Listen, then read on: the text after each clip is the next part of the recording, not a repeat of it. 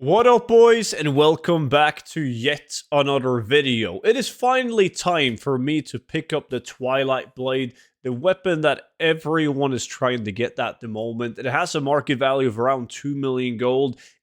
Yes, it's a cosmetic item. It's going to be very hard to sell, but I love RNG, so therefore I love doing these openings. And by the way, it's so cool to follow you guys doing this as well. There's been plenty of people in my Discord posting pictures of both receiving the weapon but also selling the weapon. So that's really cool. Keep that up, and please include how many boxes you had to open up before you actually obtained it. Now, these boxes right here, the Flame Scar junk boxes, can contain 2 epic items. One being the Cruel Decapitator, has a lot of shared appearances, so it's not that interesting. The Twilight Blade, however, is very rare and very valuable. Now, in order to farm these boxes, you got to do it on a rogue, but we're going to get to that part though.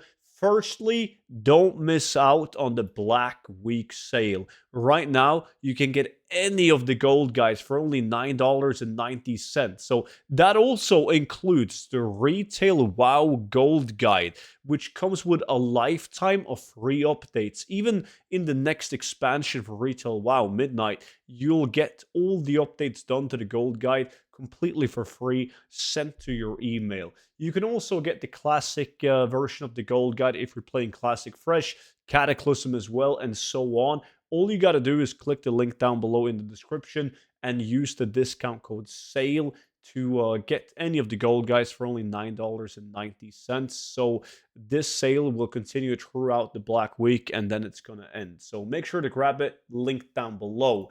But in order to farm this, you got to be in a rogue because you obtain these lockboxes from pickpocketing mobs. Now, this location right here, Obelisk of the Moon and Temple of Uldum, is filled with these humanoid mobs. So what you want to do is you want to sap the elite mob, and then the entire pack is going to stop up. You pickpocket all the mobs. Very important that you AoE down the mobs, because the loot table on pickpocket respawns slower than the actual mob itself. And when the mob itself respawns, it's going to have a full loot table that you can pickpocket again. So always make sure to pickpocket the mobs, then kill them.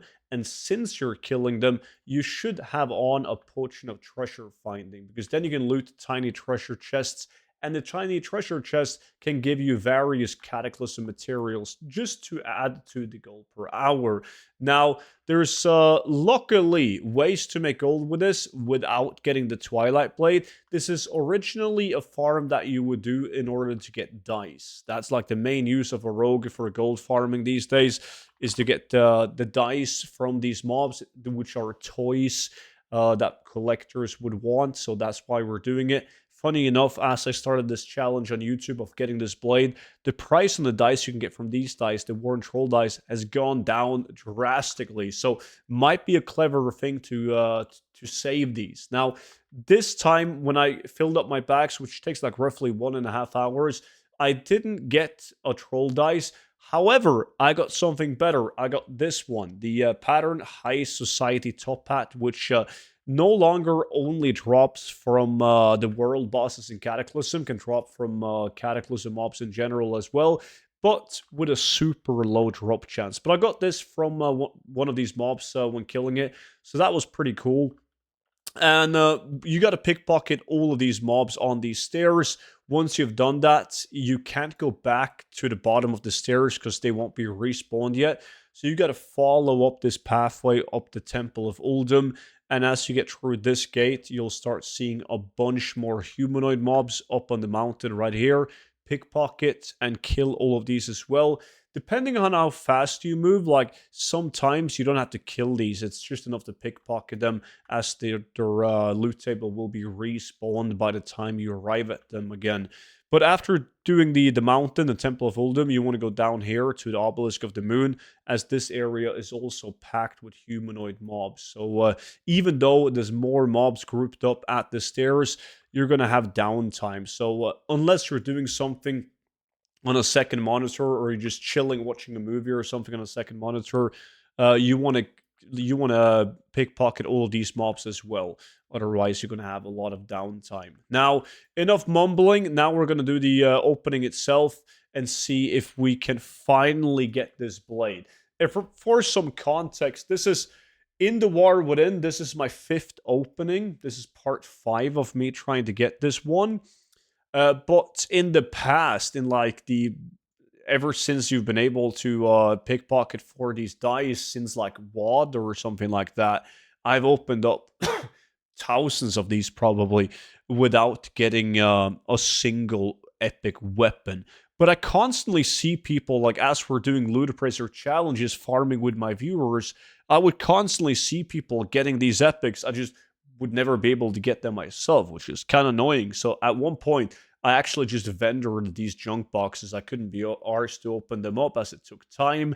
And if you don't get the epic weapons from these junk boxes, there's going to be close to nothing of value out of them. Like, sure, they can drop Cataclysm green items from the junk box, and some, very few, but some green items from the junk boxes can have like a unique appearance and be decent, but very few of them are. And the amount of green items, you can see I've opened up 2 bags worth of junk boxes. I got 1 green ring. So you get way more greens just killing the mobs, or you can do like a hyper spawning Cataclysm gold farm, and it's going to net you way more gold. So it's not an efficient way to get green items either. So besides from that, you get a couple of material items from these boxes, that being the preserved Uger Eye and the Deathwing Scale fragments, but they're all bad, and you don't get a lot of them. So it's mainly just like a gray poison that you get out of these. You can get gems as well. You can see I just picked up an Inferno Ruby, which I actually used for crafting Transmog, but it's a 50 gold gem, right? It's nothing to brag about. So pretty much, if you don't get the epics, you're not making any gold out of the boxes, though. But farming, yeah, you can get lucky. You can get the toys. You can get the high society top hat, the rhinestone sunglasses, etc. You couldn't in the past, but Blizzard changed those 2 patterns in Dragonflight. Let's see. We don't have a lot of boxes left now, and I once again feel like a massive clown. I'm getting used to this now, and I don't like it. This is so bad. I wonder, or am I gonna eventually sit at like, yo, what's up, boys? This is part 76 of me opening up junk boxes. Still haven't received it. But the thing is, I love gambling. I really think it's chill to do this farm, like farming these junk boxes. So as long as you guys want more of these videos, I will keep on making them. But please let me know down below in the comment section. And god damn, that was yet another opening of full bags of junk boxes with absolutely nothing left to show for it. I guess the next one is going to be D1. But at least you guys can participate in the Black Week sale and grab any of the gold guys for only $9.90 with a link down below. Don't forget to use the discount code SALE. Subscribe to the YouTube channel if you aren't already. That way you get notified whenever my next video drops. Appreciate you guys watching, and I will see you all back in at tomorrow's video. But until then, have a good one. Bye-bye.